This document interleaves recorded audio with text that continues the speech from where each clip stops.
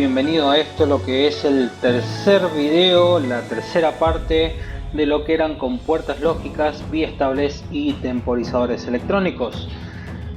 Aquí vamos a arrancar con los temporizadores electrónicos y para ello, sobre todo, vamos a trabajar en forma discreta, temporizadores en forma discreta y una combinación entre analógico y digital.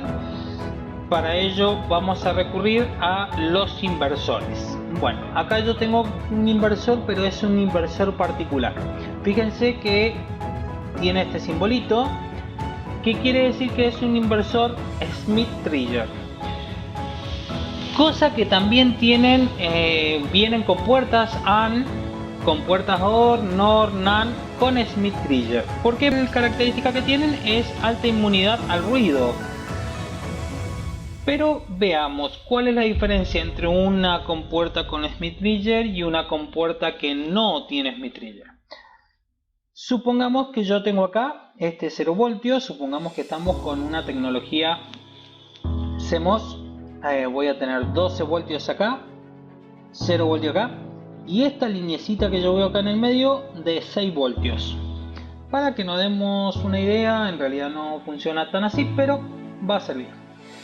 Entonces, cuando supere esta línea vamos a considerar que la compuerta en su entrada, acá estamos viendo entrada sin filtro, lo que está leyendo en su entrada, esta compuerta inversora. Si supera ese nivel medio vamos a considerar que tiene un alto en la entrada, y si cae por debajo de ese nivel de 6 voltios, esa lineecita suavecita que vemos ahí, vamos a considerar que tiene 0 voltios. Entonces lo que veríamos es lo siguiente: toma un 1, aquí cae nuevamente a 0 porque cae debajo de la línea, acá nuevamente vuelve a subir a un 1, acá vuelve a caer, acá vuelve a subir a un 1, acá vuelve a caer a un 0, sube a un 1, cae a un 0. Entonces veríamos este patrón, esta compuerta estaría leyendo este patrón. Esto sería una señal ruidosa. Puede darse que tengamos una señal ruidosa en algunos sistemas. Si a eso además le aplica la inversión, vamos a ver que donde yo tenía 0 en la entrada, a la salida voy a tener un 1, y donde yo tenía un 1 en la entrada, voy a tener un 0 a la salida. Entrada de una inversora común, salida de esa inversora común, sin Smith-Trigger. Bueno, el Smith-Trigger, ¿cuál es la diferencia? En vez de tener ese valor de referencia para conmutar para arriba o para abajo, tiene dos valores distintos. Por eso se dice que tiene histéresis. La histéresis me indica que el valor de salida no depende únicamente del valor de entrada, sino también de la trayectoria, de dónde hacia dónde esté yendo la compuerta. Por ejemplo, en las que no tienen Smith-Trigger, como esta que vemos acá, es indistinto, sube ese nivel, el nivel de conmutación es indistinto, si está yendo de un 0 a un 1 o de un 1 hacia un 0, es indistinto, siempre van a ser estos 6 voltios. Bien, ahora, esta compuerta con Smith-Trigger, supongamos que tengo esta línea acá a los 2 voltios y vamos a tener esta línea acá a los 12 voltios. La línea de arriba, esta línea celestita de arriba, se llama BH+, y la línea, esta de acá abajo, se llama BH-. Entonces, para considerar que la entrada ha conmutado a un 1, tiene que superar el BH+, y para considerar que la entrada ha conmutado de un 1 a un 0, tiene que caer por debajo de esta BH-.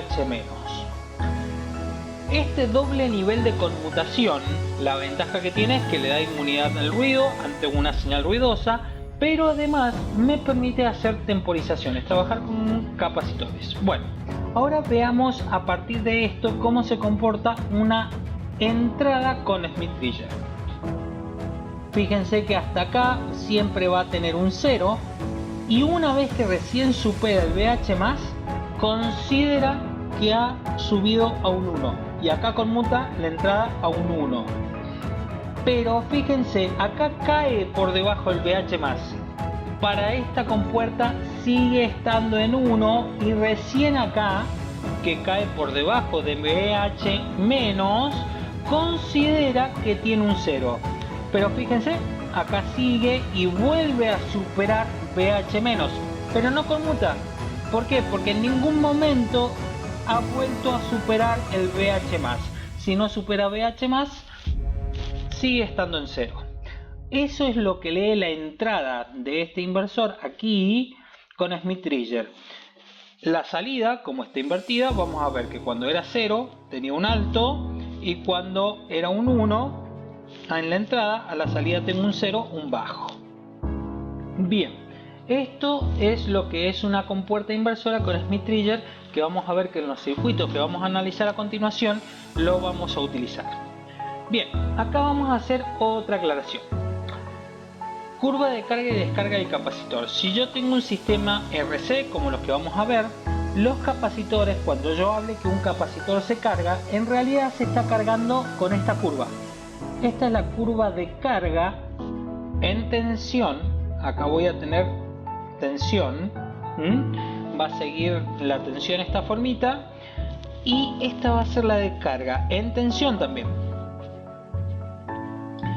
Bien, pero son las curvas reales de carga y descarga del capacitor, pero por una cuestión de simplicidad a la hora de dibujar, yo he dibujado rectas. Fíjense que se está cometiendo un error, ¿no? Tendría que viajar por estos puntitos. Bueno, estoy cometiendo un error, pero bueno, por simplicidad del dibujo lo he dibujado así. Bien, una vez aclarado esto, que era algo importante, vamos a seguir con esto. Bien, veamos. Acá yo tengo que lo primero que vamos a hacer, acá el ejercicio número 13 pide que se simule un poco todo el tema de las compuertas de los biestables JK. Acá tenemos biestables JK, guarda con esto, R y S, acá se activan por un 1. Porque no están negadas las entradas. Esta es la parte, si habíamos visto en el video número 2, estas son las entradas asíncronas. Al conectarla a 0, el set y el reset a 0, van a estar inactivas. Por lo tanto, este biestable va a responder a las entradas síncronas J y K. Recordemos que si J lo ponía en 1, ponía la salida en 1, y si K lo ponía en 1, ponía la salida en 0. Pero si las dos estaban activas simultáneamente, 1 y 1, lo que hacía era invertir el valor que yo tenía a la salida. Por ende, si acá yo tengo un 0 y acá llega un flanco ascendente, fíjense que acá es por flanco ascendente, si acá hay un flanco ascendente, esta salida va a conmutar a 1. Al próximo flanco ascendente, la salida va a conmutar a 0. Al próximo flanco ascendente, nuevamente a 1. ¿Por qué? Porque las dos entradas están en 1. Pero van a cambiar únicamente cuando el clock lo indique, cuando ocurre un flanco ascendente. ¿Y cuándo lo va a indicar el clock? Si yo presiono acá, yo acá primero, esto es lo que se llama un filtro antirrebote. Si yo presiono acá, y además va a ser una demora. ¿Por qué? Porque cuando yo presiono suele producirse una señal ruidosa, y esto lo que trata es, demora un poquito la señal, pero hace que le saque el ruido a la señal. Entonces en un principio yo tengo un 0 acá.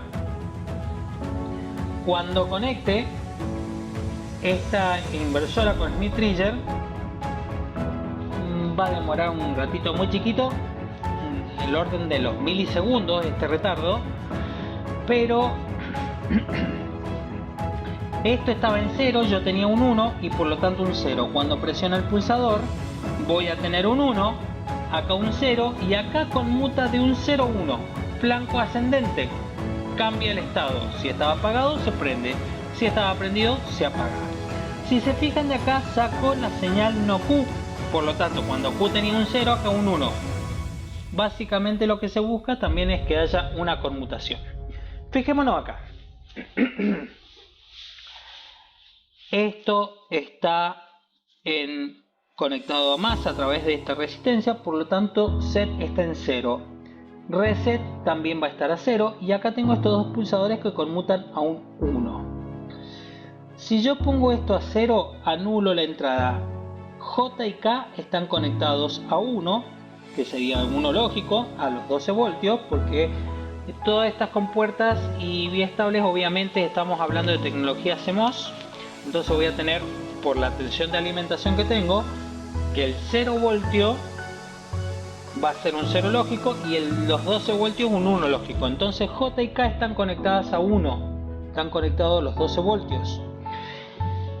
Y acá yo tengo dos pulsadores.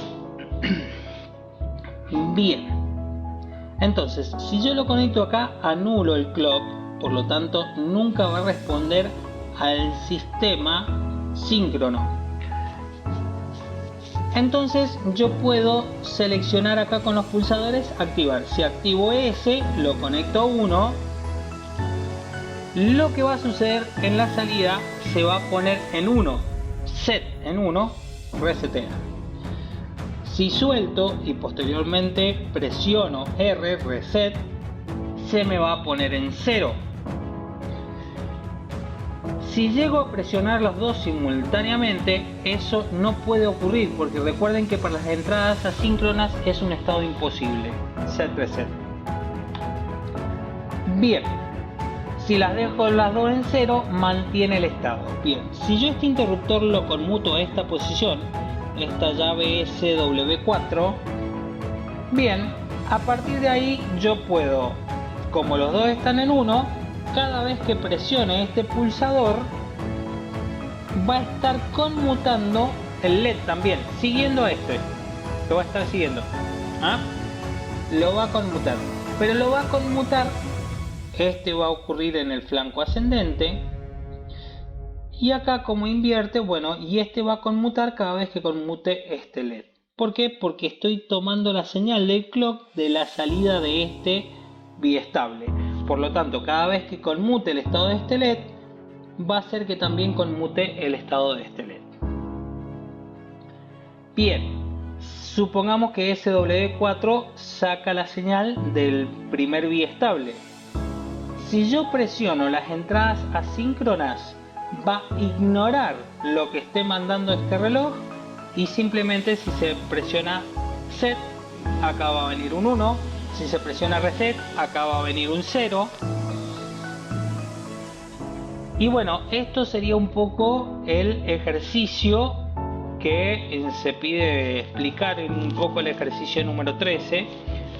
Realmente si pudiéramos hacer cursado normal, se ensayaría este circuito y bueno, podríamos verificarlo. Bien, y acá hay un circuito que tiene 1, 2, 3, 4 funciones distintas. La función de destellador, la función de retardo a la conexión, acá esto en realidad es TOFF, retardo a la desconexión y tiempo de pulso. Vamos a ver que cuando lo veamos individualmente eso ya está corregido. Bien, la etapa de entrada es común para todos los circuitos. Eso ya lo vamos a ir analizando uno a uno. Bueno, acá vemos lo que es, vamos a explicar cómo oscila este circuito con una inversión de Schmitt-Tresser. Tenemos que tener en cuenta que esto es tecnología CMOS, por ende la impedancia de entrada de esta compuerta o la resistencia de entrada, si lo queremos ver ahí, es infinita, es muy grande. La vamos a considerar que es muy grande. Por lo tanto, el capacitor jamás se puede descargar por la compuerta, por la entrada de la compuerta. Bien, la salida de las compuertas tienen una resistencia relativamente baja, permitiendo que el circuito se cierre a través de la salida de la compuerta. Entonces, ¿qué va a suceder? Supongamos que esto arranca desde 0. Yo tengo 0 voltios acá, a la salida tengo un 1, por lo tanto voy a tener 12 voltios. Y si tengo 12 voltios a la salida, el capacitor se va a empezar a cargar. A través de esta resistencia que realimenta. Cuando llegue hasta acá, va a llegar al VH+. Si vemos con Smith Trigger, cuando llegue el VH+, va a considerar que la entrada ha conmutado a un 1. Si ha conmutado un 1, la salida conmuta un 0. Y por ende, el capacitor comienza a descargarse a través de esta resistencia y por intermedio de la salida de este inversor. Bien, pero no va a ver que ha conmutado a 0 hasta que ha llegado un VH-. Entonces, cuando llega y toca el VH- con la tensión de entrada, considera que conmuta nuevamente a un 1 la entrada. Por lo tanto, la salida que la entrada conmuta un 0. Por lo tanto, la salida conmuta un 1 y nuevamente empieza a cargarse. Y así va a seguir oscilando carga y descarga. Ahora, si me fijo, acá están las fórmulas para calcular el tiempo de carga y el tiempo de descarga, pero principalmente dependen de los valores de R y C. Quiere decir que con el valor de capacidad y el valor de esta resistencia, yo puedo controlar los tiempos de carga y descarga. Bien. Vamos al primer circuito, el circuito del destellador. Todos estos circuitos se basan en tiempos generados a través de una resistencia y un capacitor. Yo tengo el interruptor acá, una vez que lo cierre, antes de cerrarlo yo voy a tener un 0, por lo tanto si tengo un 0 acá, acá tengo un 1, por lo tanto considero que en la entrada tengo un 1. Si yo acá tengo un 1, este diodo está en directo y me ha cargado este capacitor a una tensión alta, por lo tanto este tiempo es la señal que yo mido sobre el capacitor. Esta señal que dice tiempo es la señal que yo mido sobre el capacitor. La salida es la señal que yo mido acá, que básicamente va a ser amplificada por este transistor y va a disparar este LED. Entonces, cuando yo tengo un 0 acá, tengo un 1 en la entrada, estado inicial, eso hace que este capacitor esté cargado, tengo un 1, acá tengo un 0, si acá tengo un 1, acá tengo un 0, y si tengo un 0, este transistor está cortado y el LED está apagado. Bien, cuando yo conmute acá voy a tener un 1, esto hace que tenga un 0 acá, fijémonos que en este instante, que es en el instante que yo presioné el interruptor, cae la entrada de un 0 y va a permanecer en un 0. Cuando tengo un 0 acá, este diodo se bloquea, se pone inverso, deja de conducir. Por lo tanto, yo tenía un 1 acá, yo tenía un 0 acá y esto se empieza a descargar. El capacitor se empieza a descargar hasta que llega al VH-. Cuando llega al VH-, considera que en la salida tiene un 0, acá tengo un 1 y el capacitor se empieza a cargar. Es el circuito que vimos recién, nada más que este diodo habilita o inhabilita esa oscilación, es la única diferencia. Que acá yo tengo una entrada de control, antes no tenía esa entrada de control, oscilaba indeterminadamente. Entonces, el capacitor se va a descargar, cuando se descargue va a llegar a VH-, va a considerar que la entrada ha caído un 0, la salida se pasa a 1 y empieza a cargarse nuevamente. Cuando se cargue y este punto llegue hasta un VH+, acá se empieza a descargar porque la salida se va a poner un 0, acá considera que hay un 1 y acá que ha conmutado un 0. Recordemos que esto siempre es una función inversora. Si acá tengo un 1, a la salida tengo un 0. Si acá tengo un 0, a la salida tengo un 1. Entonces va a seguir cargando y descargando. Y yo voy a ver que en realidad eso es en la entrada, porque esto es la señal que yo tengo acá en la entrada. A la salida de esa compuerta inversora voy a ver esto. Fíjense, yo tengo, está en 1 el capacitor y la salida en 0, se empieza a descargar. Cuando llega a 0 la salida, el capacitor cuando llega a 0, la salida conmuta a 1. Mientras está la salida en 1, el capacitor se empieza a cargar. Cuando llega la entrada y la considera un 1, conmuta a 0 y el capacitor se empieza a descargar. A través, toda esa carga y descarga se hace a través de la resistencia. Cuando el capacitor se carga, la corriente circula así. Cuando el capacitor se descarga, la corriente circula así. Bien, cuando la salida esté en un estado alto de tensión, en un 1, lo que va a hacer es va a disparar a este transistor y este transistor va a encender el LED. Cuando la salida se ponga en 0, acá va a estar prendido el LED, acá va a estar apagado, prendido el LED, entonces esto va a oscilar. ¿De qué va a depender la oscilación? Del valor de capacidad y del valor de resistencia. Fundamentalmente, hay otros parámetros que van a afectar, pero fundamentalmente son esos dos valores. Bien, acá hay otro diagrama de temporización, un diagrama TO. ¿Qué sucede acá? Instante inicial, tengo un 0. Si tengo un 0, acá tengo un 1. Si tengo un 1, este diodo está en directo y por lo tanto va a mantener cargado este capacitor. Un diodo en directo es como si estuviera cortocircuitado. Carga en forma instantánea el capacitor.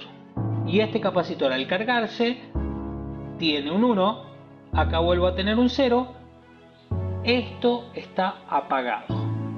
Bueno, ¿qué va a suceder cuando yo conecte el interruptor? Si conecto el interruptor, voy a tener un 1, por lo tanto me aparece un 1 acá, un 0 acá, un 0 acá, bloquea este diodo se bloquea y este capacitor que estaba cargado se empieza a descargar despacito a través de esta resistencia y por la salida de esta otra compuerta. Se va a ir descargando, como vemos acá, a partir de que yo conmuté, fíjense, hay un 0 acá en la entrada, está marcada donde estoy tomando la señal de entrada, pasa un 0 y el capacitor se empieza a descargar. Cuando llegue acá, él va a haber caído a un nivel de tensión BH- y esta compuerta va a considerar que recién ahí tiene un 0. Al tener un 0 acá tiene un 1 y recién ahí prenden. Fíjense, desde que yo activé el interruptor que esta entrada pasó a 0, esto pasa a un 1, al ser un inversor esto pasa a 0. Desde que yo activé este interruptor pasa un tiempo hasta que se me activa la salida. Quiere decir que la salida tiene un retardo en la conexión. Hasta que esto se descarga sucede esto, ¿no? Una vez que vuelvo a abrir este interruptor, esto va a pasar a un 0 de tensión. Si pasa a un 0, acá tengo un 1. Y como esto estaba descargado, porque acá fíjense el capacitor se había descargado a 0 acá en este punto, tiempo, recuerden que esto es tiempo, la señal que dice tiempo, este diodo se pone en directo y me carga en forma instantánea el capacitor. Y al cargarse en forma instantánea aparece un 1 acá y un 0 acá y apaga el LED. Fíjense que el LED se va a apagar cuando yo abra el interruptor, pero se va a activar un tiempo después de que cierre el interruptor. Por eso el retardo es en la conexión. En la desconexión no hay retardo, todo ocurre instantáneamente. Bien, acá hemos visto lo que es un TO. ¿De qué depende este tiempo de retardo? Del valor de esta resistencia de 470 kilo ohm y de este capacitor de 10 microfaradios, fundamentalmente. Y también influyen las compuertas, ojo que por ahí influyen las compuertas, pero el que impone las condiciones sobre todo son estos dos valores. Quiere decir que si yo modifico alguno de estos dos valores, me va a modificar el tiempo de retardo a la conexión. Bien, acá veamos el circuito del tiempo de retardo a la desconexión.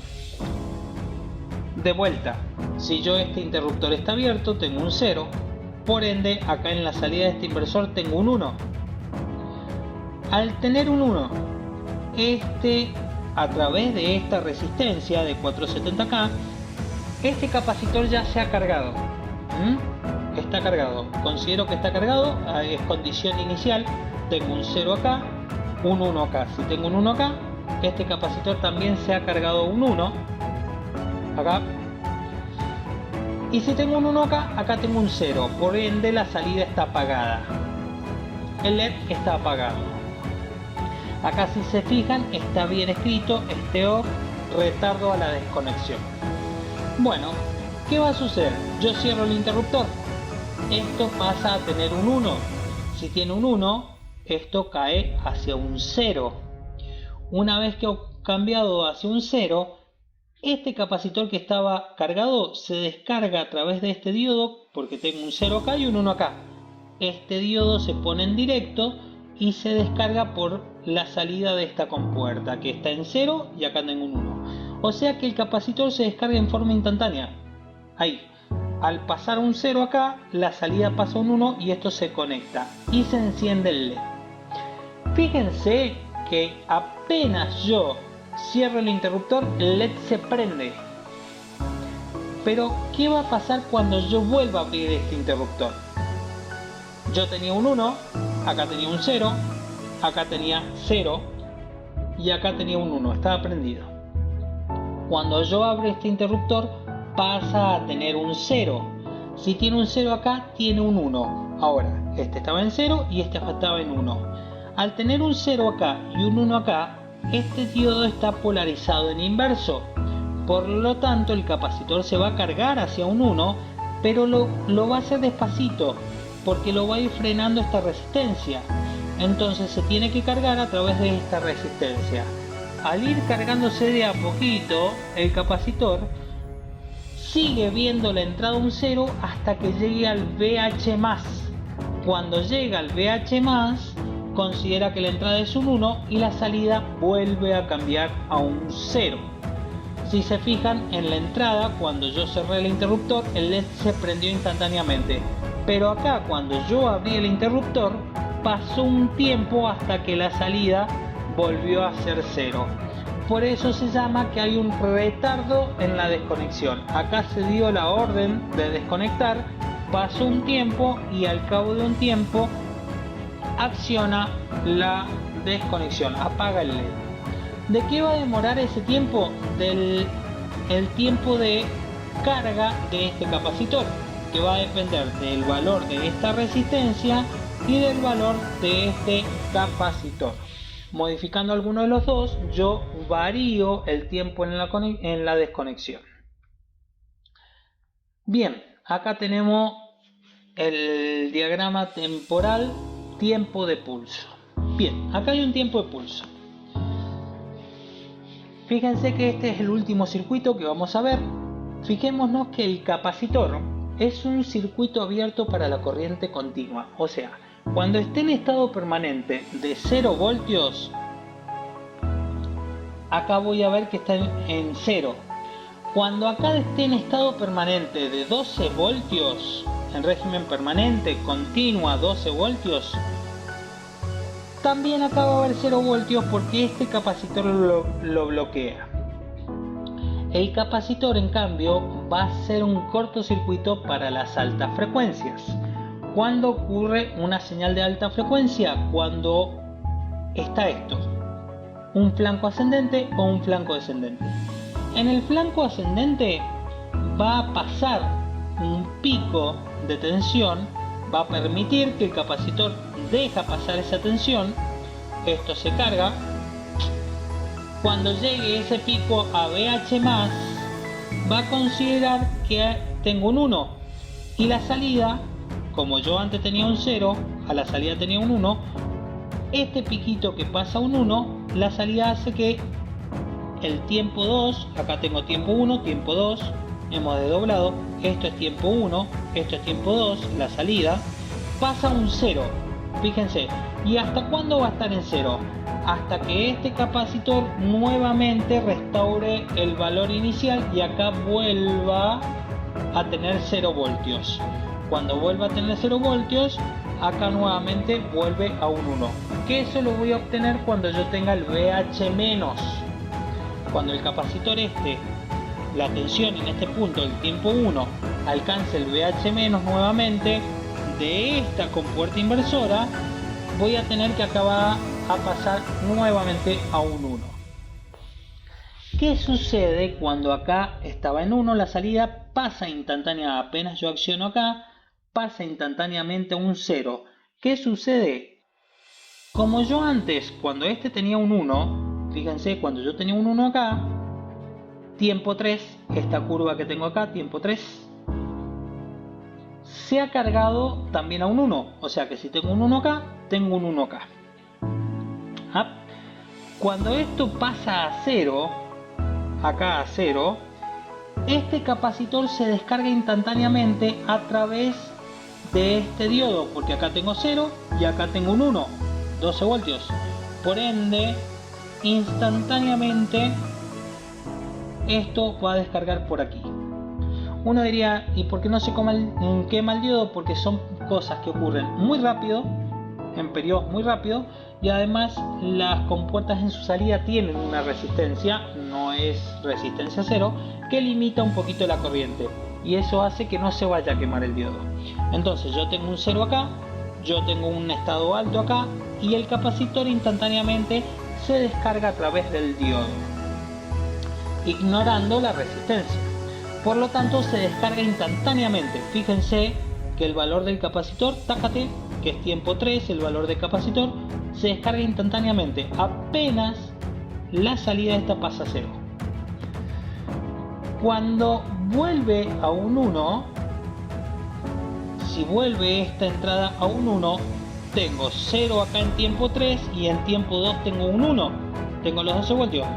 Este diodito está bloqueado y se empieza a cargar a través de esta resistencia de 220K.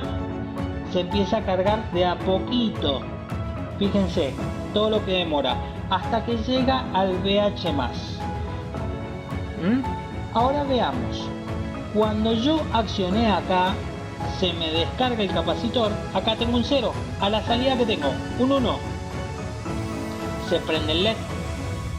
Después de que pasa ese tiempo y el capacitor que tengo acá se vuelve a cargar, cuando llega al VH+, considera que acá hay un 1 y la salida la vuelve a conmutar a un 0. Cuando pasa a 0, nuevamente el LED se apaga. Quiere decir que yo prendí, cuando puse el interruptor, hice clic en el interruptor, acá en este punto se dispara el pulso y va a cortar cuando el capacitor, se haya cargado nuevamente. ¿De qué va a demorar el tiempo? Fundamentalmente de esta resistencia y este capacitor. Estos dos valores van a darle fundamentalmente, y además puede influir un poquito el valor de este capacitor y de esta resistencia en el ancho, porque hasta que no vuelve arriba, este capacitor no empieza a contar el tiempo. Tiene que volver arriba, pero esto es muy rápido. ¿Qué pasa cuando yo abro nuevamente el interruptor allá arriba? Hay un pico negativo. O sea, ¿por qué? Porque el flanco, este flanco va a atravesar este capacitor. Pero si yo tengo 0 voltios y me aparece un pico negativo, sigue siendo un 0 lógico. Tensión de 0 voltios o tensión negativa sigue siendo para la compuerta un 0 lógico. Por lo tanto, la salida se mantiene en 1 sin hacer alteración alguna. O sea que hasta que no vuelva a aparecer otro flanco ascendente, no se va a disparar un nuevo pulso. Y este pulso tiene un ancho constante que no va a depender del interruptor, porque yo podría haber cerrado y nuevamente encendido acá que no va a depender del interruptor, sino que va a depender, este ancho de pulso va a depender del valor de las resistencias y los capacitores. Bien, esto sería todo. Esta era la tercera parte que nos quedaba por ver, que era la explicación de los últimos ejercicios y los diagramas temporales. Espero que les haya servido para terminar de realizar los trabajos prácticos y bueno, nos estaremos viendo en los próximos videos.